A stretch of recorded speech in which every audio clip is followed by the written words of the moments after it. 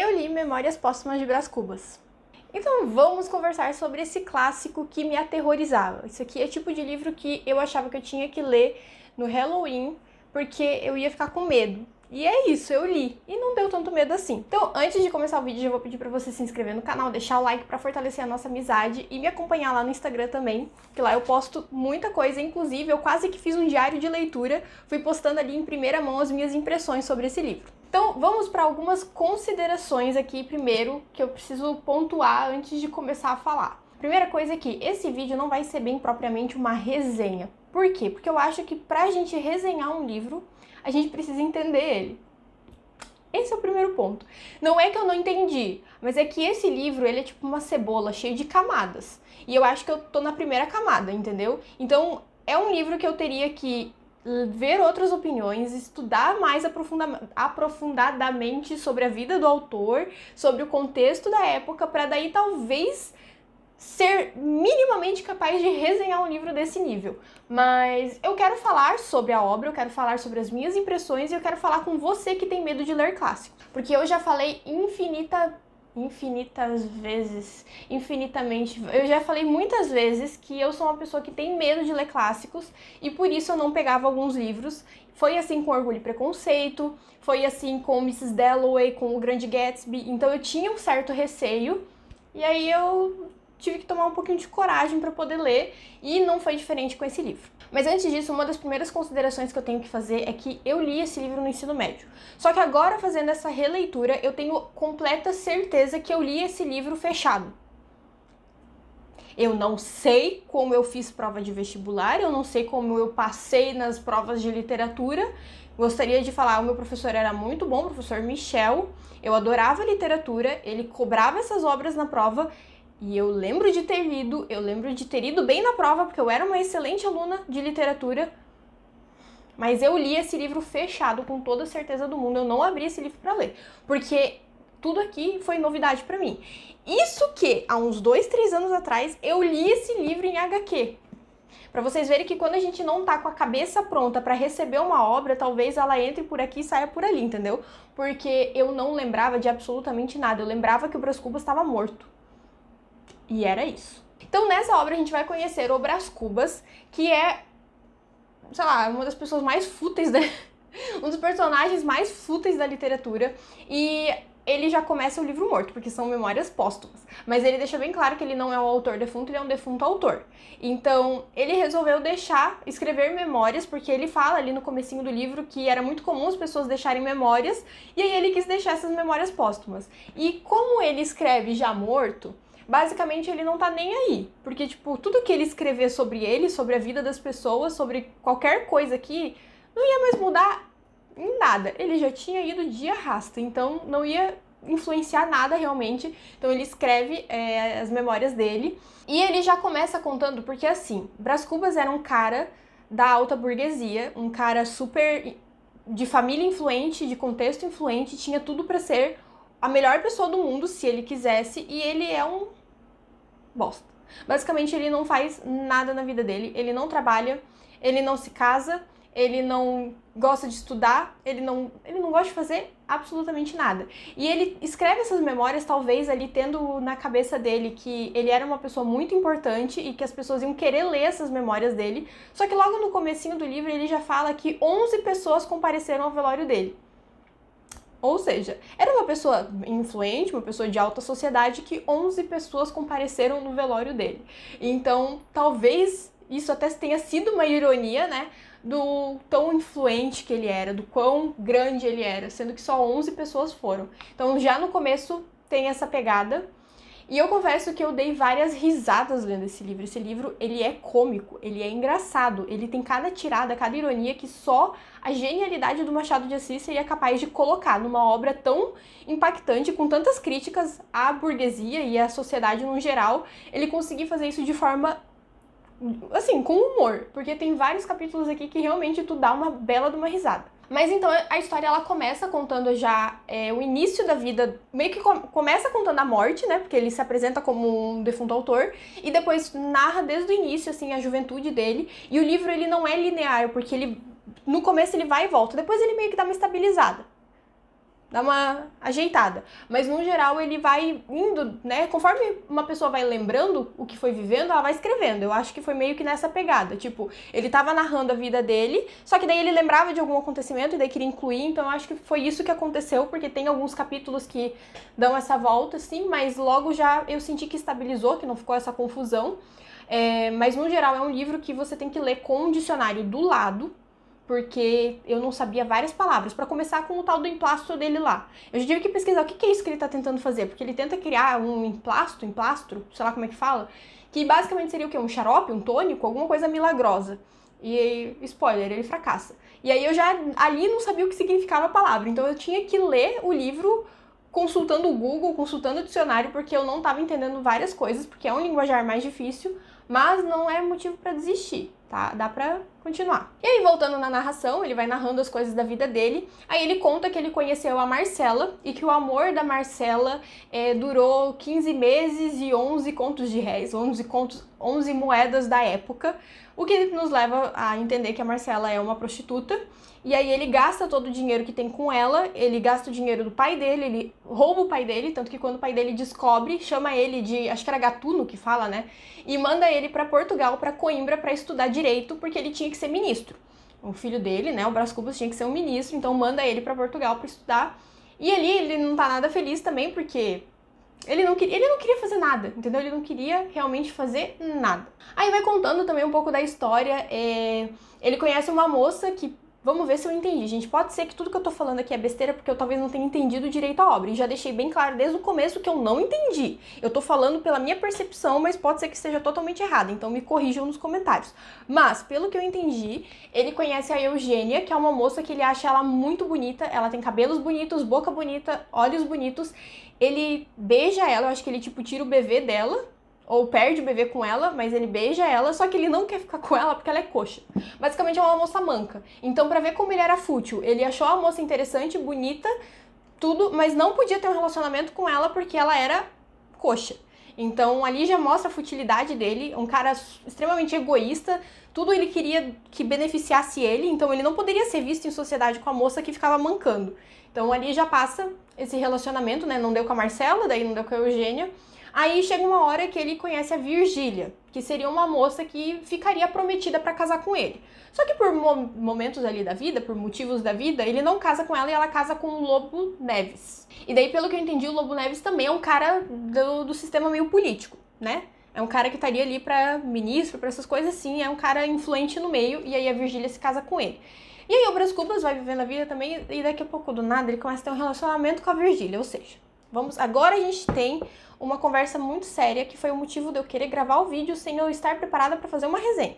Eu já deixei bem claro para vocês que isso não é uma resenha, é minhas impressões, e aí é isso aqui, vocês vão entender o que eu quero falar.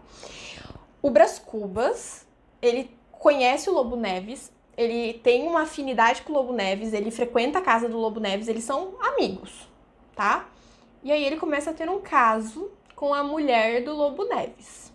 Vocês já viram esse plot em algum outro lugar? Porque eu já falei pra vocês esse plot. Na fofoca sobre Machado de Assis ter sido talarico e ser o verdadeiro pai do filho de José de Alencar. E aí aqui que é o momento que, assim, foi o que me mais deixou, assim, intrigada, tá? Porque o Machado de Assis deixou muito claro em suas obras que ele era talarico. E aí eu posso comprovar isso, porque temos isso aqui, em Brás Cubas, um triângulo amoroso onde a Virgília engravida e não sabe de quem é o filho, mas enfim, engravida.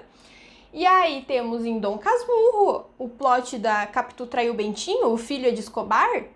Por que Machado de Assis estava incluindo essas coisas assim no meio? Aí eu comecei a pensar com os meus miolos, comecei a pensar com os meus botões. Eu botei essa cachola pra funcionar. E aí eu lembrei que há um bom tempo atrás eu li o Conto da Cartomante, também em HQ. E eu lembro que no Conto da Cartomante tínhamos um personagem, Camilo, que também pegava a mulher do amigo. Ou seja, talarico. Aí eu fico me questionando, são 3 livros já do Machado de Assis que temos um amigo talarico. Aí eu quero até lembrar, eu vou ter que reler agora Helena, porque eu não lembro da história de Helena, e eu sei que Helena é um dos livros favoritos do Machado de Assis. É da área ainda, né, da época do romantismo, então eu não acho que ele ia colocar tantas pitadas assim, né? Mas eu preciso agora reler Helena, porque eu não lembro da história. E assim, eu sei que tem mais coisa aí. Eu não acredito que eu vou ter que parar o meu cronograma de leituras para ler 30 livros. Que é isso que eu vou ter que fazer agora, porque agora eu virei uma jornalista investigativa sobre a vida de Machado de Assis. E aí temos alguns pontos aqui para trabalhar, porque eu fiquei pensando, quando que esse livro foi publicado? 1881. Mário de Alencar, ele nasceu em 1872, ou seja, antes deste livro. Dom Casmurro também foi publicado em 1890 alguma coisa, foi 1898, 92, eu não lembro exatamente o ano, mas também depois do nascimento de Mário de Aguiar. Aí é a vida imitando a arte imitando a vida. Vocês estão percebendo o que eu tô querendo dizer? Eu tô falando, Machado de Assis deixou escondido nas obras dele que ele era talarico. Aí temos esse ponto. Então aqui a gente voltando pro livro, né, que eu fiz esse parênteses um pouquinho grande, a gente vai acompanhando a vida do Brás Cubas fazendo vários nadas, porque é um inútil, e aí tem um certo momento que a gente tem aqui uma reviravolta estilo Pretty Little Liars, que o Lobo Neves recebe uma carta anônima dizendo que ele tá sendo corno. Aí ele começa a ficar bravo e desconfiado. Só que a Virgília vai lá, passa um miguezinho nele, fala que foi alguém que galanteou ela no passado, que talvez tenha ciúmes, inveja, não sei o que lá, dá um miguezão. Mas ele fica assim, ó, de olhos bem abertos, entendeu? Prestando atenção no que tá acontecendo. E aí vai, toca a vida, várias coisas acontecem, poucas coisas acontecem, porque a vida dele não tem nada muito interessante, mas tem alguns pontos desse livro que eu achei, assim, genial. Primeiro que os capítulos, tem uns que são, tipo, são curtíssimos, tá? E aí ele só fica lançando coisa, ele só fala coisas. Tem um aqui que eu ri muito do capítulo em si, porque ele é muito sincero. Ele pega assim, ó, o capítulo se chama Inutilidade. Mas, ou muito me engano, ou acabo de escrever um capítulo inútil. Sim, enfim. Aí, no final aqui, ele fala, é o capítulo das negativas, né? Ele fala assim, ó, não alcancei a celebridade do emplasto, essa é a palavra, então não deu certo o tônico dele. Não fui ministro, não fui califa, não conheci o casamento, nunca se casou, só pegava a mulher dos outros. Verdade é que, ao lado dessas faltas, coube-me a boa fortuna de não comprar o pão com o suor do meu rosto. Nunca trabalhou na vida dele. Aí, a última frase do livro é impressionante. Ele fala assim, não tive filhos, não transmiti a nenhuma criatura o legado de nossa miséria. Muito bom. E aí tem vários trechos desse livro que eu até selecionei aqui, que eu dei uma marcadinha. Eu fiquei com dó de marcar, porque isso aqui é um... Quem é colecionador, meio histórico, talvez queira me degolar, mas o livro é meu. Eu faço o que eu quiser com ele. Aí eu marquei. Aí tem aqui alguns trechos que são muito bons, que tipo, realmente... Ele é muito sincero. Ah, e outra coisa que temos aqui, ó, já tava esquecendo. Temos a participação de Quincas Borba aqui, sabia? Eu não sabia disso. Ele é meio doidinho. Aqui, ó. Esse trecho foi muito bom, até postei lá no meu Instagram. Porque o maior defeito deste livro és tu, leitor. Tu tens pressa de envelhecer e o livro anda devagar. Tu amas a narração direta e nutrida, o estilo regular e fluente. E este livro e o meu estilo são como os ébrios. Guinam à direita e à esquerda. Andam e param, resmungam, urram, gargalham. Ameaçam o céu, escorregam e caem. Cara, é muito, muito bom. Tem cada tirada maravilhosa nesse livro que, sinceramente, merece o título de livro muito bom.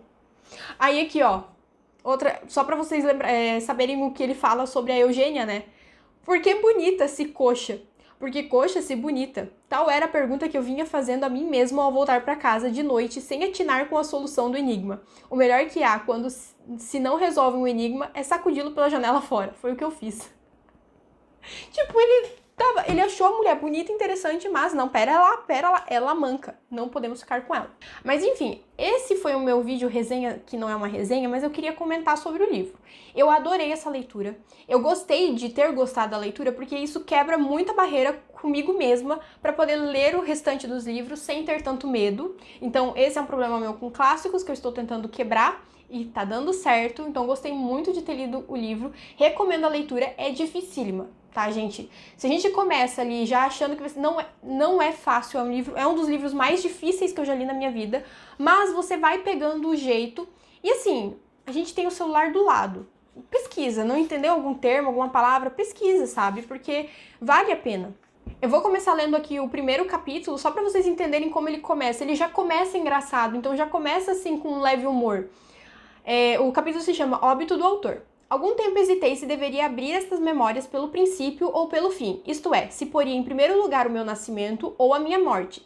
Suposto o uso vulgar seja começar pelo nascimento. Duas considerações me levaram a adotar diferente método. A primeira é que eu não sou propriamente um autor defunto, mas um defunto autor.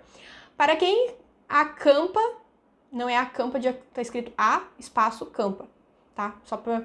Foi outro berço. A segunda é que o escrito ficaria ainda mais galante e mais novo. Moisés, que também contou a sua morte, não o pôs no introito, mas no cabo. Diferença radical entre este livro e o Pentateuco. Cara, tava se comparando com a Bíblia. Eu achei isso muito engraçado. Aí, ó, dito isto, expirei às 2h da tarde de uma sexta-feira, no mês de agosto de 1869, na minha bela chácara de Catumbi. Tinha uns 64 anos, rijos e prósperos, era solteiro, possuía cerca de 300 contos e fui acompanado ao cemitério por 11 amigos. 11 amigos!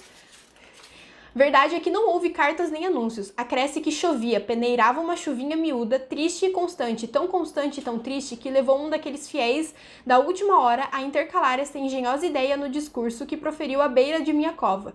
Vós que o conheceste, meus senhores, vós podeis dizer comigo que a natureza parece estar chorando a perda irreparável de um dos mais belos caracteres que tem honrado a humanidade. Este ar sombrio, estas gotas do céu, aquelas nuvens escuras que cobrem o azul como um crepe funéreo, não sei o que significa isso. Tudo isso é a dor crua e má que lhe rói a natureza, as mais íntimas estranhas. Tudo isso é um sublime louvor ao nosso ilustre finado. O ilustre finado que 11 pessoas foram assistir o velório, né? Mas tudo bem. E aí, para finalizar o vídeo, eu vou começar com a melhor dedicatória da literatura mundial. Não existe dedicatória melhor do que essa. Ao verme que primeiro roeu as frias carnes do meu cadáver, dedico com saudosa lembrança estas memórias póstumas. E é isso. Um super beijo.